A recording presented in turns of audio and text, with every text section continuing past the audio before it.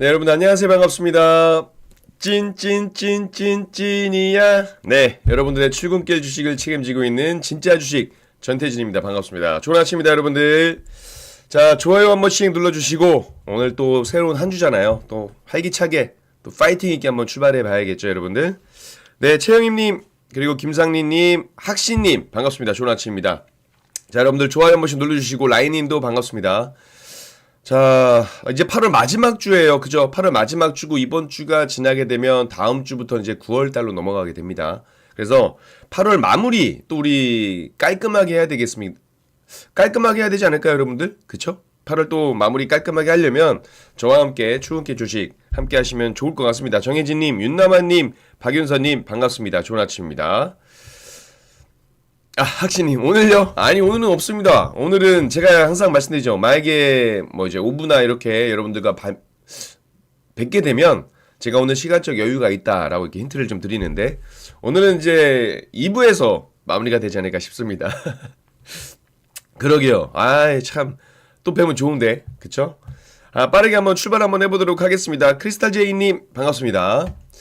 오늘은 아무래도 한 주의 시작이다 보니까 주말간 있었던 내용들, 특히나 좀 중요한 게 몇 개 있었죠. 그리고 나서 이번 주에 체크해야 될 체크리스트 이렇게 한번 말씀드리도록 하겠습니다. 그러면서 우리 섹터 종목까지 같이 말씀드리도록 할게요. 자, 여러분들 좋아요 한 번씩 눌러주시고 바로 출발 한번 해보도록 하겠습니다. 자, 주말간 미증시를 봐야겠죠. 제가 여러분들 아시다시피 미증시를 굉장히 챙겨보잖아요. 그죠? 제가 매일매일 미증시를 보는데 지난주 금요일도 마찬가지였습니다. 지난주 금요일도 마찬가지로 우리 뭐 아시겠지만 제가 문자 따로 보내드렸지만 파월 의장 발언하는 것을 보면서 제가 너무나 기분이 좋았어요. 파월 의장 발언 11시 직전만 하더라도요. 변동성이 굉장히 심했거든요. 근데 11시가 딱 되고 파월 의장이 발언을 하게 되면서부터 기술주를 비롯해서 뭐 매그니피센트 세븐 종목 혹은 나스닥 관련된 종목들이 정말 폭등을 보여줬습니다. 그러면서 너무 기대가 됐어요. 주말간에 정말 악재만 나오지 말아라. 주말에 악재만 나오지 않는다고 한다면 우리 증시 오늘 상당히 좀 탄력적으로 움직이지 않을까. 그리고 오늘 한미정상회담도 있잖아요. 그러다 보니까 야, 이거 잘하면은 우리 증시도 랠리가 한번 나올 수 있는 어떤 모멘텀이 나올 수 있겠다 이렇게 기대를 가지고 있었기 때문에 주말간에 악재만 좀 나오지 말아라 했는데 다행히도 주말에 딱히 악재라는 건 없었어요. 악재를 하나 좀 보자고 한다면 일본은행 총재가 이제 임금 상승 압력이 있어서 금리 인상을 할 수 있다. 이 가능성을 시사했습니다. 일단 미증시가 금리 인하를 하는데 일본 증시가 금리 또 인상을 하게 되면 이전에 한번 엔캐리 트레이드 청산 관련해가지고 증시가 한번 발작이 됐었기 때문에 그런 부분만 체크하고 나서는 나머지는 뭐 좋은 흐름들이 연출되지 않을까 생각을 합니다. 자, 일단 빨리 좀 진행 한번 해볼까요? 자, 일단 뉴욕 증시는 지난주에 다우존스 1.89%, 그리고 나스닥 1.88%, S&P 1.52% 상승 마감을 했습니다. 자, 이렇게 보시면 기술주 중심의 매그니피센트 세븐 종목도 전부 다 좋았고 축구장 같다라고 말씀드리죠. 엔비디아도 1.72%, 테슬라 6%, 마이크로소프트, 애플, 아마존, 구글, 메타, 매그니피센트 세븐 종목 전반적으로 다 좋았어요. 그러니까 기술 중심으로 다우지수도 마찬가지였습니다. 너무 좋았습니다. 금요일날 보시면 3대 지수는 폭등 강세 마감을 했습니다. 아무래도 파월 의장의 어떤 그 9월 금리 인하 가능성을 열어둔 점이 아무래도 크게 반응되면서 상승 마감했습니다. 저는 개인적으로 제 폭등이라고 표현을 하긴 하는데, 그죠? 근데 파월이 잭슨 홀 회의에서 이제 고용 하방의 위험을 언급하면서 정책의 조정 가능성을 내비쳤다라는 거예요. 주가가 탄력적으로 움직였고요. 근데 저는 개인적으로 이렇게 생각을 했습니다.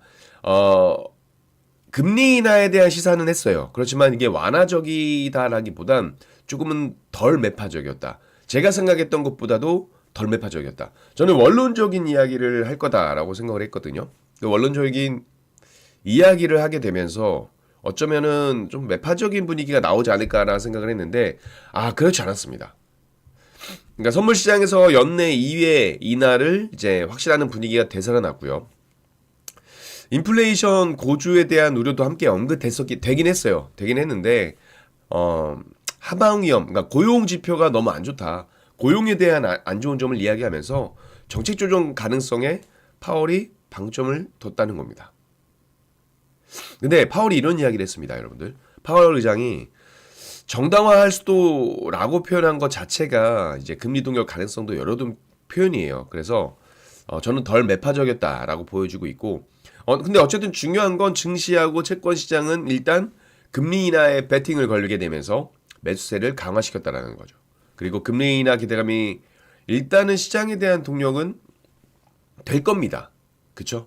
매파적이었던 어떤 연준 그 총재도 9월 회의 전까지 많은 데이터가 나올 것이고 열린 마음으로 지켜볼 것이다. 이렇게 이야기를 했습니다. 그래서 어쨌든 입장을 매파적이었던 부분에서는 완화적이었던 거로 선회하는 부분도 있고 어쨌든 그랬다라는 거예요. 그래서 지난주 금요일날 맞습니다, 학시님. 제가 지난주 금요일날 진짜 미증시를 봤는데 너무 깜짝 놀랐어요. 혜대님, 네 안녕하세요. 대박이님 안녕하세요. 왜냐면 진짜 금요일날 너무 좋았어요. 그 전까지 진짜로 제가 10시 반만 하더라도요. 물론 10시 반 딱 출발하고 나서 상승에 배팅이 되긴 했습니다. 상승 쪽으로 돈이 들어오긴 했어요. 근데 파월 의장이 발언을 11시에 그 FOMC 관련해가지고, 파월 의장의 어떤 발언 나오기 전에 그 보고서가 오픈이 된단 말이에요. 딱 됐는데 정말로 막 폭등을 했습니다. 너무 좋았어요. 자, 이제 미증시는 미증시고, 이제 우리나라 증시를 먼저 봐야겠죠. 그쵸? 미증시고. 근데 일단 이거는 좀 봐야 될 것 같아요. 라인님, 미증시 하셨구나. 맞습니다. 자, 일단 근데 이거는 좀 봐야 될 것 같습니다. 파월 의장 발언을 조금 봐야 돼요.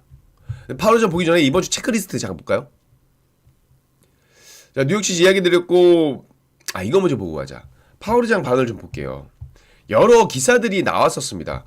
어제 파월 의장 나오고 나서 송종목님, 송도 비 많이 와요. 성투 와서. 송도 맥주 축제 가보셨어요? 그저께는 김범수 씨가 메인 했고, 어제는 에일리 씨가, 그죠? 메인을 했습니다. 뭐 그걸 떠나서. 불꽃놀이가 좀 짧아진 게 아쉽긴 한데. 자, 일단 파월 의장 발언이 나왔습니다. 근데 파월 의장 발언 나오고 나서 어제 백악관에서 뭐라고 했냐면, 속보로 했어요. 백악관에서 그 피터 나바로 백악관 무역 제조업 선임 고문이 파월을 직격했습니다. 기준금리를 0.25% 찔끔찔끔 인하하지 말아라. 당장 1% 이상 금리를 내려라. 이렇게 이야기를 했어요. 여기까지만 딱 그 이야기를 드리고, 파월 의장이 뭐라고 했냐면 이랬어요. 포인트는 미국 경제는 상당히 견조하다. 견조한 흐름이지만 높은 관세로 인해서 인플레이션 상승 위험이 있고 이민정책 변화로 인해서 고용 둔화 위험이 동시에 커지는 어려운 상황이다 라고 이야기했습니다. 그러니까 미국 경제는 견조하지만 인플레이션이 올라갈 위협이 있고 고용 지표는 지금 안 좋다. 그래서 실업률하고 기타 노동시장 지표의 어떤 안정성을 고려하게 되면 정책 기조 변경을 신중하게 검토할 수 있다라고 이야기했습니다. 근데 파월이 그럼에도 불구하고 정책이 제약적 영역에 있는 상황에서 기본 전망과 위험 균형의 변화는 정책 기조 조정을 정당화할 수 있다라고 이야기했습니다. 이 뭔 소리야 라고 생각할 수도 있는데, 그러니까 9월 FOMC에서 기준금리를 인하할 가능성을 시사함과 동시에 인하를 하지 않아도 괜찮을 거다. 그러니까 금리 인하를 하지 않는 것에도 배팅을 열어놓은 거예요. 약간 여지를 열어둔 겁니다. 무슨 말씀인지 아시겠죠? 무조건 한다라는 건 아니었어요. 그쵸? 그러니까 정당화할 수 있다라는 이야기는요, 못 박지는 않겠다는 겁니다. 내가 금리 인하를 할 거야 라고 못 박지는 않겠다라는 거예요. 그래서 금리 인하 가능성 열어두되, 다만 그 반대쪽의 입장도 열어두겠다는 겁니다. 근데 중요한 건 뭐다? 증시는 이미 악셀을 밟았습니다. 브레이크는 없습니다. 미국 증시는 브레이크 없이 악셀을 밟았다라는 거예요. 그쵸? 그렇다라는 겁니다. 그래서 어쨌든 통화 정책으로 봤을 때는 시장은 인하를 할 거다라고 완벽하게 받아들인 겁니다. 맞습니다. 네, 대박기원님 안녕하세요. 네, 학신님 말씀처럼 밑밥 깔기 좋은 표현인 것 같아요. 그러니까는 파월 의장도 금리 인하에 대한 시사는 했지만 하겠다라고 못 박은 건 아니에요. 그래서 그럼 계속 체크해 봐야 될 거고요. 어쩔 수 없다라고 봅니다. 파월 의장 입장에서는 어쩔 수 없지 않을까 이렇게 생각을 하고 있습니다. 자, 그래서 중요한 것보다 이번 주에 그럼 어떻게 우리가 체크포인트 가져야 되느냐. 자, 이번 주 체크포인트 뭘 해야 되느냐. 시작하기 전에 여러분들 좋아요 한 번씩 눌러주시고요. 자, 이번 주 체크리스트 딱 4가지입니다. 한미정상회담 협의 내용 주목 바로 오늘 있죠. 그리고 한국은행 금리 결정이 있습니다. 이번 주에. 그리고 세제 개편 방향성은 계속 지켜봐야겠죠.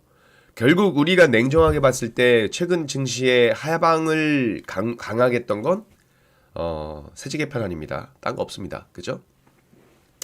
만일 금리 인하 시사를 했음에도 불구하고 그죠? 미증시 상승에도 불구하고 우리나라 증시가 또 밀린다? 명백해지겠죠. 어떤 하락의 원인이. 그리고 27일날 엔비디아 실적 발표가 있어요. 실적 발표 왜 봐야 되느냐? 기술주의 방향성을 가늠할 수 있는 주요 지표이기 때문입니다. 그리고 미국 7월 PCE 물가지수 발표. PCE 물가지수 발표도 좀 중요시하게 보여야 될 것 같아요. 패드워치가 97% 인하. 맞아요. 인하 가능성 높아졌습니다. 자, 체크리스트 한번 같이 보도록 하고요. 이렇게 말씀드릴게요. 이번 주 체크리스트가 제가 봤을 때는 주말간 나온 이슈와 관련된 섹터를 봐야 되는 이슈 앤 섹터와도 동일하다. 전 이렇게 말씀드리도록 하겠습니다. 첫 번째, 한미정상회담 협의 내용 주목을 해야 되겠죠. 자, 여러분, 우리나라와 미국이 지난달 30일 이제 한국에 부과하기로 한 상호관세를 25%에서 일본과 유럽연합처럼 동일하게 15%로 낮췄습니다. 자동차 품목관세도 25%의 품목관세를 15%로 조정하기로 합의를 했어요. 그래서 한국은 미국의 총 3,500억 달러 규모의 대미투자 패키지하고 그리고 1,000억 달러 규모의 에너지 수입을 약속했습니다. 맞습니까? 그래서 어쨌든 그 구체적인 이야기에 대한 내용들은 안 나왔어요. 그래서 관세 협상 이후에 어떤 이야기에 대해서 충돌되는 구간들이 있었었는데 어쨌든 이번에 이재명 대통령이 어제 일본 일정을 맞추고 미국으로 출국을 했습니다. 한미정상회담을 위해서. 물론 제 개인적으로는 한미정상회담의 주된 포인트는 그 전에 했던 관세 협상에 대한 어떤 디테일한 내용들하고 그 추가적인 어떤 협의 내용들이 주가 될 거라고 저는 생각을 하고 있어요. 이게 가장 큰 틀이겠죠. 그 당시엔 프레임워크상 합의를 했었기 때문에 최근에 또 조선 마스가 그리고 원전은 망가라고 하죠. 그러니까 마가가 뭐예요, 여러분? 마가는 미국을 다시 위대하게 하고 마스가는 미국 조선업을 다시 위대하게. 원전 망가는 뭐예요? 뉴클리어입니다. 뉴클리어. 미국의 원전을 다시 위대하게 라는 관점에서 이제 망가라는 이야기가 나왔습니다. 그쵸? 어찌됐건 일단 오늘 저녁에 있을 한미정상회담을 우리가 중요시하게 봐야 된다. 그쵸? 그러니까 한미정상회담이라는 거 아까 말씀드린 것처럼 실질적으로는 이제 관세 협상에 대한 부분, 그러니까 증시의 방향성을 결정할 수 있기 때문에 자세히 봐야 돼요. 근데 이 한미정상회담을 통해서 우리가 봐야 될 섹터들이 몇 가지가 있습니다. 테마주도 있고요. 그리고 주도주라고 할 수 있는 섹터들도 있습니다. 저는 개인적으로 아까 말씀드린 것처럼 이 한미협상은 어떤 협상의 마무리를 짓는 일련의 과정이라고 생각을 하지만 어떻게 보면 생뚱맞게 볼 수도 있습니다. 근데 이 한미정상회담이라는 이야기가 나올 때마다 뭐가 움직였다? 경협주가 움직였다라는 거예요, 여러분들. 경협주. 제가 지난주부터 계속 경협주 말씀드렸는데 아마 그때 공부하시고 전략을 가져가신 분은 수익을 보셨을 겁니다. 그쵸? 그냥 뭐라고 했습니까? 한미정상회담을 디데이로 잡고 공략을 한다라고 말씀드렸어요. 어쨌든 변동성이 나왔다라는 거예요. 그러니까 물론 이제 이번 협상을 통해서 한미정상회담을 통해서 김정은에 대한 언급이 있을지는 모르겠습니다. 있던 없던 간에 세론으로 작용하는지도 우리가 확인이 필요하고요. 근데 중요한 것보다 북한이요. 한미정상회담 직전에 맞춰서 지금 신형 지대공 미사일 시험 사격을 진행했습니다. 이 시험에는 또 김정은 직접 참관했다라고 합니다. 북한은 이제 올 연말 혹은 내년 초에 9차 노동당 대회를 개최할 예정인데 여기서 이제 현대전의 필수적인 어떤 방공망 구축에 주력하고 있는 것으로 확인이 됐고 지난해 4월 이제 한미공중훈련 기간 신형 지대공 미사일을 시험 발사했고 올해 3월 군수공업 기업소에서 본격 생산에 들어간 이 최신형 지대공 미사일을 시험 발사에 성공했다라고 밝혔습니다. 그러니까 저는 개인적으로 이렇게 좀 생각을 하고 있어요. 시위성 도발이라고도 생각을 하고 있고, 그리고 개인적으로는 이제 북미 정상회담이라든지 혹은 남북 정상회담에 대한 어떤 몸값 올리기, 이 정도로 보고 있습니다. 물론 이제 미국에서 볼 때는, 외국에서 볼 때는 미사일 발사를 하게 되면 굉장히 좀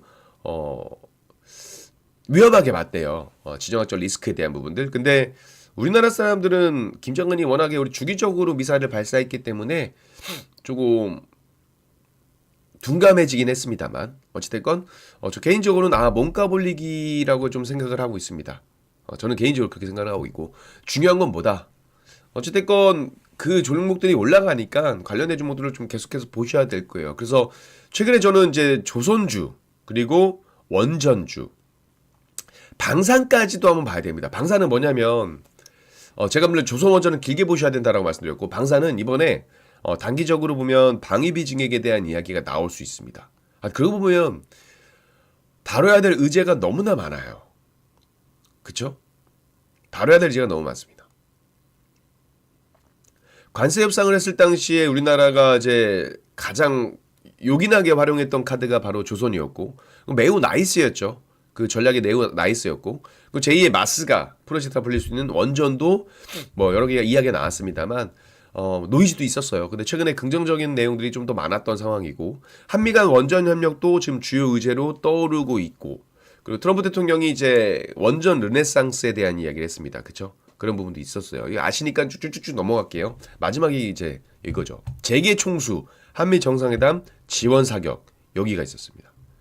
이번 정상회담에서 여러분들 이재용 삼성전자 회장, 그리고 정의선 현대차그룹 회장, 구강모 LG그룹 회장, 김동관 하남그룹 부회장, 이런 주요 기업 총수 최소 16명이 경제사실단으로 동행한다라는 기사가 나왔습니다.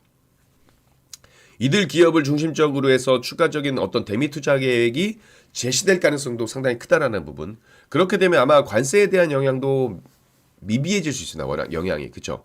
그리고 유럽연합이 최종적으로 그 서면에 그 문서화된 자료에 쾅쾅쾅 찍었기 때문에 우리나라도 좀 긍정적인 모멘텀을 좀 봐야 되지 않을까, 이렇게 생각을 하고 있습니다. 최근에 삼성전자도 증설에 대한 이야기가 나오고 있고, SK그룹도 지금 미국 현지 투자를 적극적으로 확대하고 있다라는 점. 그쵸? LG그룹도 마찬가지입니다. LG엔솔, 뭐 미시간 홀랜드하고 오하이오, 테네시 북미 생산기지를 좀 운영하고 있는 부분들이고, 동시에 지금 미시간주하고 애리조나에 또 단독 공장을 건설 중입니다. 그래서 뭐 현대차도 마찬가지겠지만 주요 이제 대기업들이 어떤 미국에 대한 투자를 계속하고 있다라는 점, 이 부분 보셔야 될 것 같아요. 제가 한미 정상회담에 좀 많은 시간을 할애했던 부분들은 아마 아실 거예요. 이 한미 정상회담을 통해서 조선이 됐건 아마 반도체 쪽도 상당히 좀 긍정적인 모멘텀이 나올 수가 있습니다.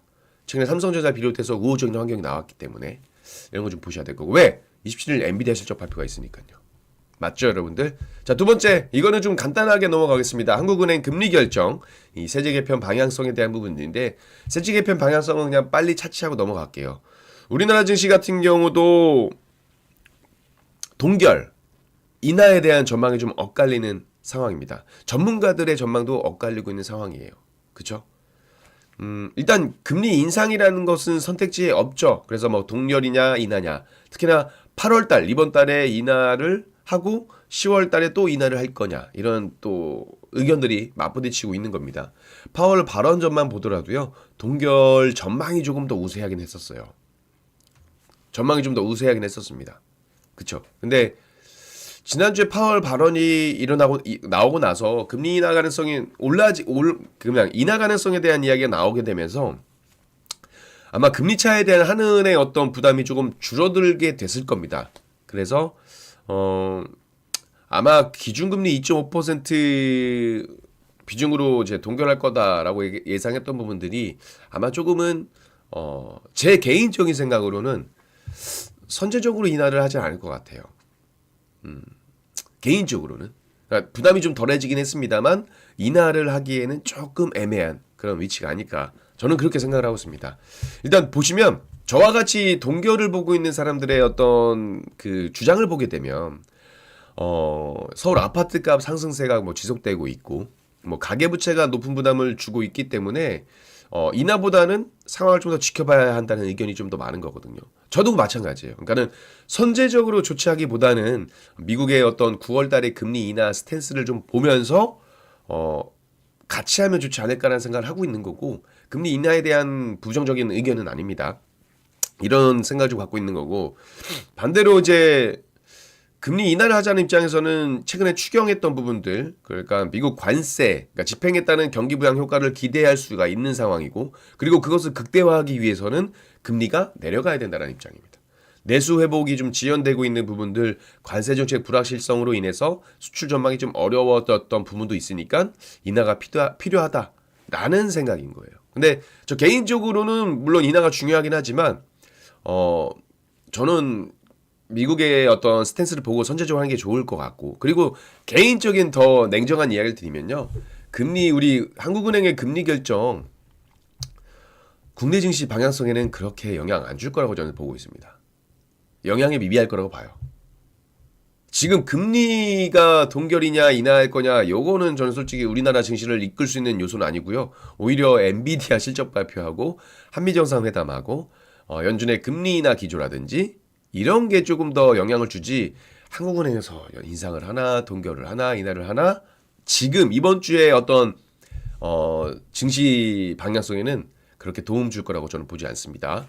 자 중요한 건 이거죠. 그죠? 맞아요. 이 네 가지 섹터 중에 우리나라 증시에 영향을 주는 것은 두 번째 빼고 1번, 3번, 4번이라는 겁니다.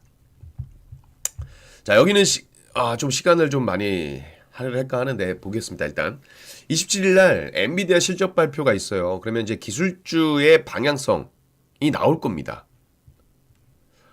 원전 악재나갈 외국인은 엄청 샀다. 그러니까요. 그리고 그 보도가 모르겠습니다. 이게 단독 보도였기 때문에 그랬던 부분들인데 아무래도 이제 단독 기사고 어떻게 보면 핫 이슈긴 하잖아요.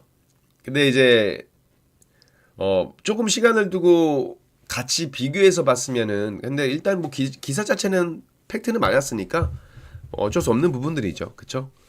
신재생 맞습니다. 트럼프는 신재생을 별로 안 좋아해요. 맞습니다. 근데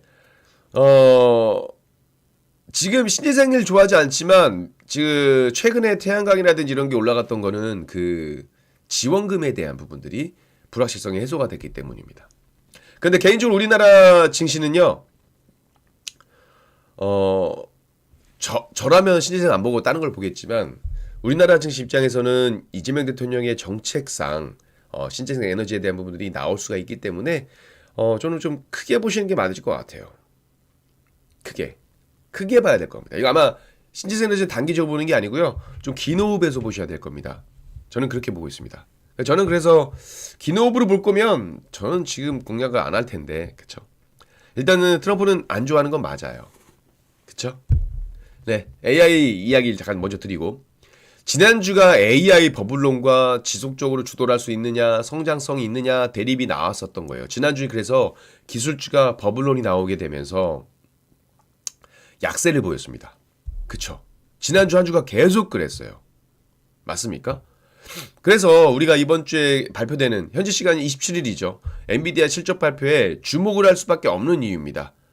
엔비디아 2분기 실적 발표에 이목이 쏠릴 수밖에 없는 부분들이죠. 아마 이번 발표로 인해서 AI의 견조한 수요를 확인할 경우 샘 올트먼 CEO의 어떤 AI 버블론 발언과 MIT 보고서가 불러온 이 기술주 밸류에이션 의구심을 해소할 수 있을 거다라고 보고 있습니다.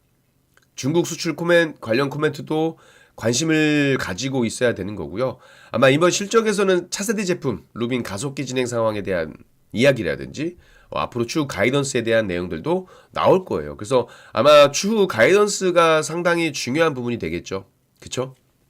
엔비디아가 중국의 그 수출용 저사양 AI 칩 H20 관련 생산을 일시 중단한다라고 전해졌습니다. 아시죠? 블룸버그 통신에서 이야기하기에 엔비디아가 삼성전자하고 엠코 테크놀로지 등 H20 부품 공급업체에 이런 통보를 했다라고 해요. 그쵸? 이번 생산 중단은 아무래도 아시다시피 중국 정부가 엔비디아에 문제가 좀 있다. 백도어가 있다. 이런 이야기를 이야기했었고, 물론 엔비디아는 거부를 했습니다. 부인을 했었고. 그러다 보니까 한 달 전만 하더라도 야, H20 이제 칩이 다시 올라갈 거야 라고 이야기했었는데, 중국의 불신을 받으면서 사실상 이제 퇴출이 된 거죠. 그럴 수밖에 없는 게 좀 블랙웰 이야기가 나오고 있는 상황에서, 그쵸? 그런 것도 있는 것 같습니다. 근데 어찌됐건 지금 이 블랙웰 기반 B30 칩을 또 새로 제시하면서 미국 정부의 어떤 수출 승인을 기다리고 있고 협상에 나서고 있다라는 이야기가 나오고 있습니다. 근데 이것도 결국 미중 패권 경쟁의 일환이라고 봐요. 그 중심에서 벗어날 수 없다라고 보고 있고, 어찌됐건 젠슨 황 CEO가 최근까지 미국과 중국을 오가면서 협상을 이어나가고 있습니다. TSMC 경영진과도 방문을 했고, 어찌됐건 미중 간 반도체 그 패권 경쟁이 나오게 되면서 주목이 되고 있는 거죠. 근데 중요한 건 뭐다? 월가에서는 여러분들 실적 발표를 앞두고 엔비디아의 목표가를 상향하고 있습니다. 엔비디아를 담당하는 이제 예를 들어서 뭐 웨드부시, 키뱅크, UBS, 모건 스탠리, 뭐 켄터, 피츠제럴드 이런 블룸버그 집계에 따르면 엔비디아를 담당하는 분석가들이 약 90%예요. 90%가 매수 또는 그에 준하는 의견을 내고 있다는 겁니다. 목표 주가도 기존보다 평균 3% 오른 194달러로 지난 21일 종가 대비 13% 이상의 추가 상승 여력을 의미한다라는 거예요. 그렇죠? 다만 말씀드린 것처럼 기대치가 높아지는 가운데 혹시나 엔비디아 실적이 예상치에, 그러니까 기대치에 미치지 못하거나 혹은 추후 가이던스가 부정적으로 나올 경우에 어떻게 되겠어요? 시장을 흔들 수 있는 매도세가 나올 수 있다는 점 보셔야 될 겁니다. 아시겠죠? 그래서 엔비디아가 중요하다 안 중요하다? 실적 발표 중요하다. 여러분들 어떻게 하셔야 된다? 그래서 매일 아침 7시부터 7시 반까지 이어지는 전태진의 출근길 주식을 함께 하셔야 된다. 왜? 저는 매일매일 방송을 하고 있기 때문에 제 내용들은 다 이어집니다, 여러분들. 그쵸? 만약에 오늘 원전에 대한 이야기 나왔다가 장 마감할 때 안 좋은 얘기 나오면 이게 업데이트 돼서 내일 그대로 나가죠. 그쵸? 그래서 혹시나 제 방송을 못 보신 분들은 제 개인 유튜브도 있으니까 개인 유튜브에도 이 방송 올라가니까 다시 한번 체크해 보셔가지고 보셔도 됩니다. 아시겠죠? 제 개인 유튜브도 좋아요, 구독, 알림 설정 해주셔야 되고, 최근에 제 개인 유튜브 여러분들 구독 수가 속도가 늦어지고 있어요.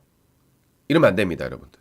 우리나라 증시의 어떤 상방을 원하시고 여러분들의 계좌가 플러스가 되길 바라시는 분들은 빠르게 구독하셔야 돼요. 아시겠죠? 제 구독자 수가 늘어나는 순서만큼 여러분들의 계좌도 빠르게 늘어나지 않을까 생각을 합니다. 농담이고요.